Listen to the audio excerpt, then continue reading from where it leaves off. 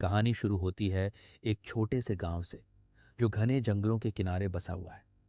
इस गांव में हर साल काली चौदस की रात को एक अजीब और भयानक घटना घटित होती है, जिसके बारे में गांव के बड़े बुजुर्ग हमेशा चेतावनी देते हैं। यह घटना एक पिशाचनी से जुड़ी है, जो हर काली चौदस की रात को गांव में आती है और इंसानी खून की तलाश में भटकती है। इसे रोकने के लिए गांव वालों ने कई उपाय किए, मगर कोई भी इसे खत्म नहीं कर पाया।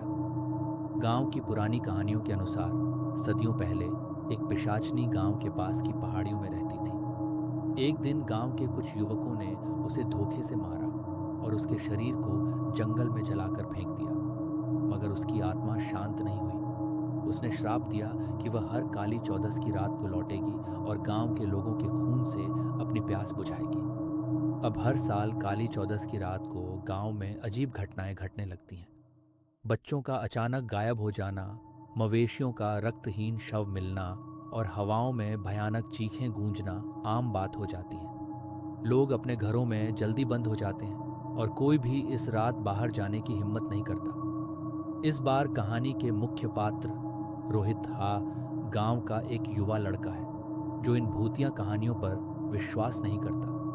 उसे लगता है कि ये सब अंधविश्वास है और लोग बेवजह डरते हैं। वह अपने दोस्तों के साथ इस रात को कुछ रोमांचक करने का प्लान बनाता है। वे गांव के पुराने मंदिर में जाकर पिशाचनी को देखने की हिम्मत करते हैं। रात के 11 बजे रोहित और उसके दोस्त मंदिर के पास पहुंचते हैं। मंदिर की टूटी फूटी सीढ़ियों पर खून के धब्बे और हवा में अजीब सी गंध आती है। फिर भी वे हिम्मत करके अंदर चले जाते हैं। मंदिर के अंदर एक पुरानी मूर्ति के सामने एक दीपक जलता है और उसी समय घड़ी में 12 बजते हैं।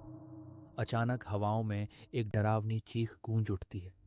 रोहित के दोस्तों में से एक, हरवी, मंदिर के बाहर की ओर दौड़ता है, लेकिन उसे अचानक किसी अदृश्य शक्ति ने रोक लिया। तभी मंदिर के अंदर एक छाया प्रकट होती है, पिशाचनी। उसकी आंखें खून के लाल रंग की थीं और उसकी त्वचा काली और सड़ी गली लग रही थी।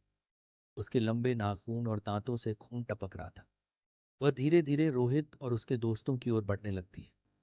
रोहित और उसके दोस्तों ने भागने की कोशिश की, लेकिन मंदिर के दरवाजे अपने आप बंद हो गए। पिशाचनी ने रवि को पकड़ लिया और उसकी गर्दन पर अपने दांत गड़ा दिए। रवि की दर्दनाक चीखें मंदिर की दीवारों से टकराकर लौटती रहीं। उसके बाद रोहित और बाकी दोस्त बुरी तरह से डर गए और अपनी जान बचाने की कोशिश करने लगे, मगर पिशाचनी की रफ्तार असाधारण थी।